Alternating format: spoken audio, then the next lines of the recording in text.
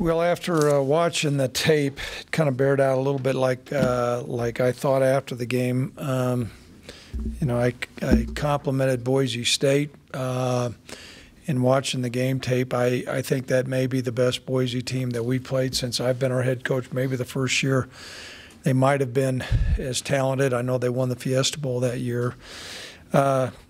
Certainly, I thought Rippon played really well. There's certainly things that we should have done better, but he was in a groove, and they've got a good running attack, and they're good on defense. The muff punt and the block punt certainly did not help at all, so it was a kind of a whole calamity of a lot of things that we've got to get corrected before we play a really good Hawaii team this next week. I do think we'll be without our punter. We'll find out a little bit more as the week goes along, but that's going to be a challenge for us right there. Guys bounce back. We did practice yesterday. Typically, we don't practice on Sunday, but we're going to have a little bit of a change of schedule. So I thought our guys had a good attitude. And the best thing I know, and our players know, when you get started on your opponents, correct the things that you need to correct and quit looking in the rearview mirror and look forward. I know that we're 2-3 right now, and we're playing a 5-1 Hawaii team over there who typically plays really well on the island.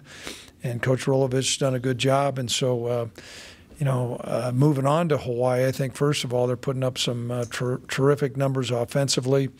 McDonald, their quarterback, a big, tall, angular guy, puts the ball where it needs to be. He's completing, I think close to 70% of his passes. A great touchdown to interception ratio, 24-2. So they've got a good system there. They've got some capable wide receivers, and they can run the football defensively.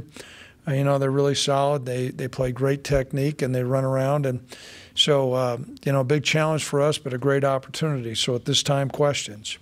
Yes, Robert. With Tim probably being, I see Ryan on there. Yep. Your best option? Yep. Do you have another backup? No, I think it's a good option. We're going to look through some things to see who's punted the ball within our football team right now. But Ryan's our next guy. We've had him in fall camp. He's done a good job, and I'll continue to evaluate how Ryan does. So you haven't got any official diagnosis on Zelensky yet? No. He's going to have an MRI today, and I don't think it looks very promising, but that's been surprised before. We'll wait for the doctors to come back from their assessment. What other injuries are concerning you? You know what? I really don't think we had anything. So going through a game like that, that's surprising because typically, in the past we've had more guys, but losing your punter, if that in fact happens, that's a big, big hit, and we're going to need to absorb that and make some plans. Yes, Robert. You mentioned you practiced yesterday because you leave Thursday for Hawaii. It's like a short week. Right. I'm sure that's a big challenge of getting ready to have to make that trip, let right. alone a good football team. What are some of the other big challenges when you have to go to Hawaii and play? The opponent you're playing, but just right. Well, your time table gets changed. Young people probably adapt to it better than coaches, but you're dealing with 4-hour time change. That game will be at 6 o'clock their time, which is your teeing off at 10 o'clock that night. So getting our players acclimated to the different time change is a challenge. Always when you're going over to Hawaii, I think it's just it's a great institution and with a proud football program, but there's always it just seems like more challenges when you're going that far, whether lining up all the little things that go on, but Brent Vernon's going to go over there a day ahead of time. I think somebody else, our RD, is going to go over there a day ahead of time to kind of make sure everything's smooth there. And I just know through the years that they play really well on the island, and so that's a challenge in itself. There's a lot of smoke. There's ash falling in the Boise State game. I know I had a problem breathing out there. Did the players find it difficult? Was there oxygen on the side available for it? And do you think that it affected play inside the game? I don't really think it affected play. Before the game, I know the medical staff, the ADs, Coach Harsin and I spent some time talking, and there was a certain level that the doctors were comfortable with. We were within that goalpost, and so while it was somewhat uncomfortable, maybe, Boise had the same situation. I can tell you some of our players who had asthma didn't get affected by it. I do think a couple of our defensive players were maybe a little bit more fatigued than normal, but I would attribute that to the fact that Boise was on the field a whole lot. And that in itself lies another challenge. We've got to do a much better job staying on the field on offense. To flip that ratio around, we got to do a much better job getting off the field on defense. Some of that, we've got to work really hard to correct. Some of the things are correctable too.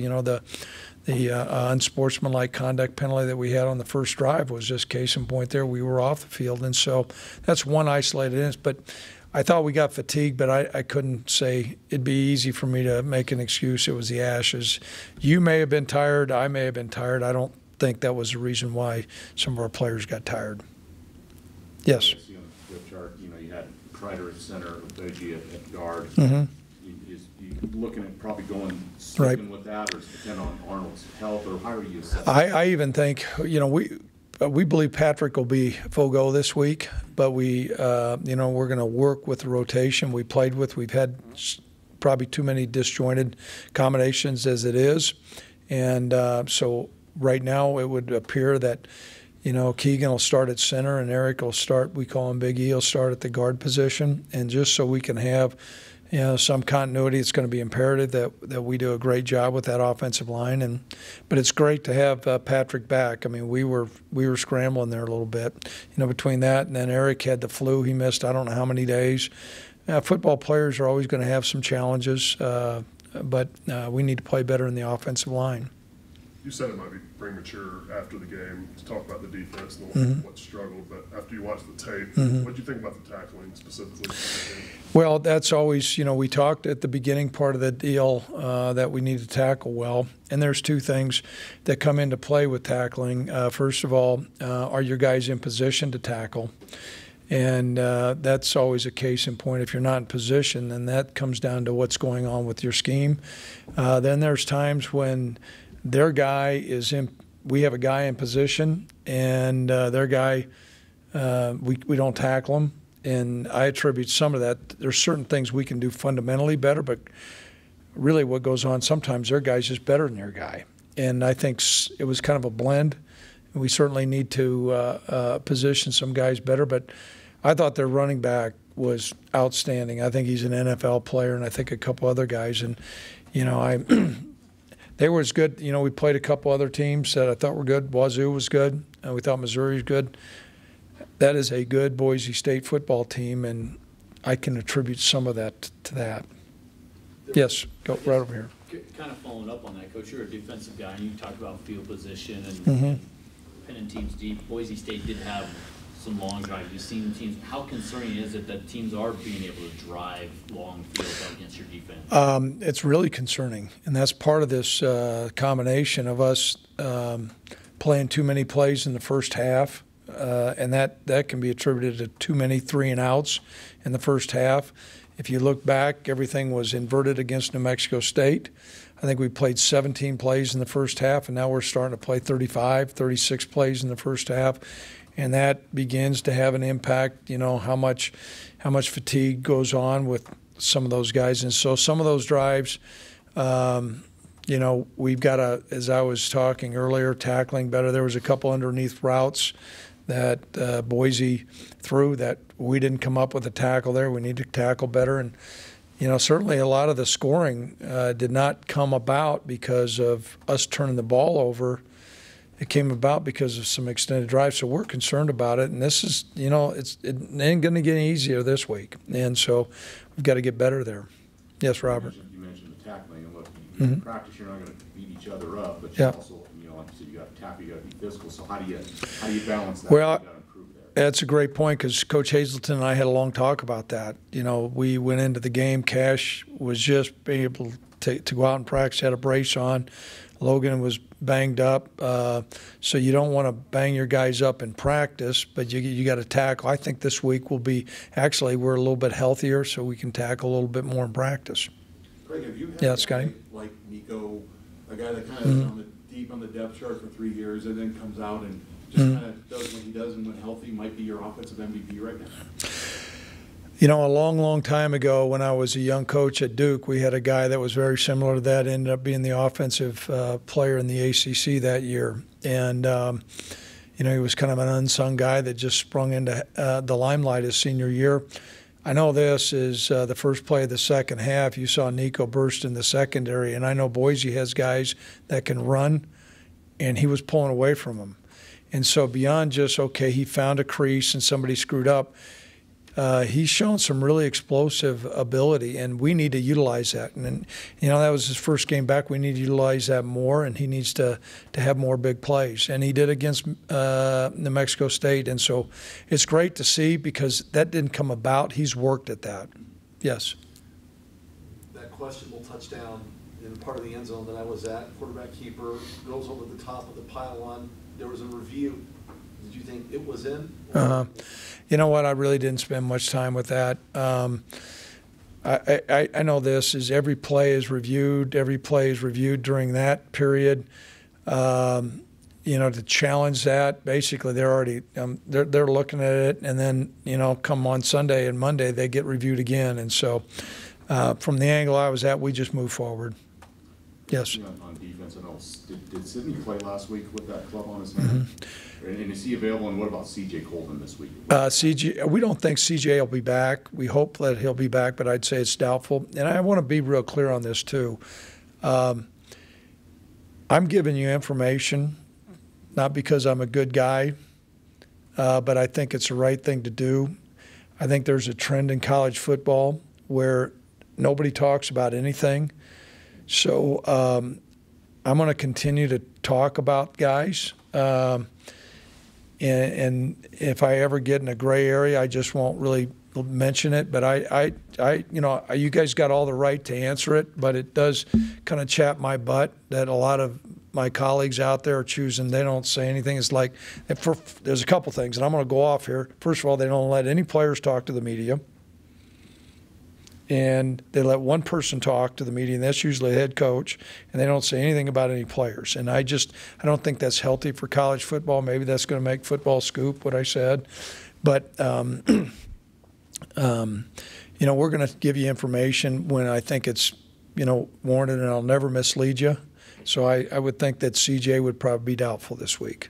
So that's my 5-minute rant. Larry Shiat used to do that, probably more so than I, but longer.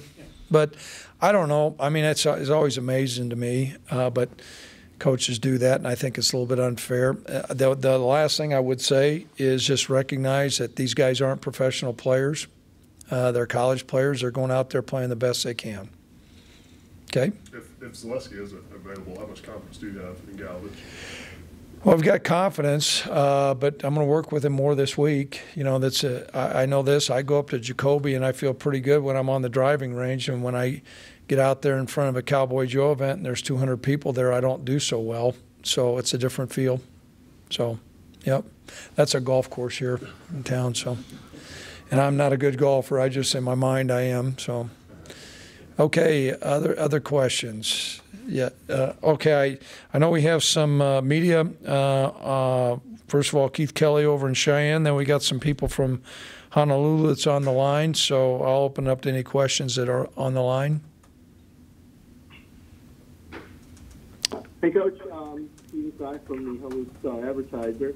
Hawaii runs a lot of different types of offensive styles. Do they remind you of any team that you've played this year?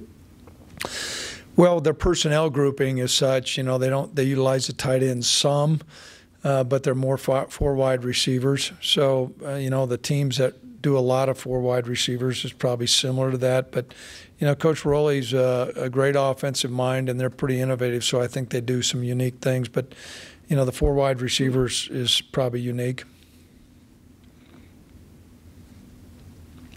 Any other questions online? Coach, good morning. Ferg Lewis of the Honolulu Star-Advertiser. Okay. Mm-hmm. Just wondered if you could tell me a little bit about your, I guess, coffee table in your office. You have your own family brand there. Has that come about? Yeah. Boy, that's unique that somebody found out about that. Yeah. You know, that brand has got NB on it, and that was my great great-grandfather's branding iron when they homesteaded just outside of Lincoln. I'm in the process of buying some cattle. I haven't done it yet. There's a saying out here, big hat, no cattle. So right now I got a big hat with no cattle. But I do have a branding iron, and hopefully we're going to get that brand. I got to see if that's available in the state of Wyoming. But I thought me being a cowboy football coach, I should have a branding iron in there. And it's real. I don't know. It's got to be from something from the 1860s. I know that. How many acres do you have? Well, you know what? There's another statement that is said around here. You don't ask a rancher or a farmer how many cattle they have, and don't ask them how many acres they have. So, I know I've studied ranches out there in I think Hawaii. I think the largest ranch in America is out there in Hawaii. So, but I'm gonna say no comment on the land and the cattle. Now, I will say no cattle right now. My dad and I are going through it. And we're trying to figure it out. We know we're going to lose money. We just don't want to lose too much money. So you'll talk about injuries, but not cattle. You know, you guys are good guys. I can tell you that. You're a lot better than dealing with this crew I'm looking at here. All right. Well, we like coaches to talk about injuries too. So. Okay. All right. I wonder if you could last question, I wonder if you could just tell me about how you fit into the Wyoming lifestyle and kind of Wyoming spirit and mentality. Right. Well, I think, you always hear the term, sometimes it's overused, about fit. I've always believed that, for a coach to fit in, for the football program to fit in, it's got to reflect, kind of the nature of the state that they're representing. And also it's probably overstated, but many times you hear that, there's a head coach's brand on the football team. So I think all those things mesh, and there's a lot of wisdom and truth to that. My wife and I have thoroughly enjoyed the state of Wyoming. I've gotten to know the people in our state. It's something that we really feel comfortable, and so it's been a joy for me to be here for 5 years, and hopefully I'm going to keep on coaching until they run me out of town here. Appreciate your time. Thank you. You bet, guys. Anything else from this audience? Okay, thanks. Thanks, Coach.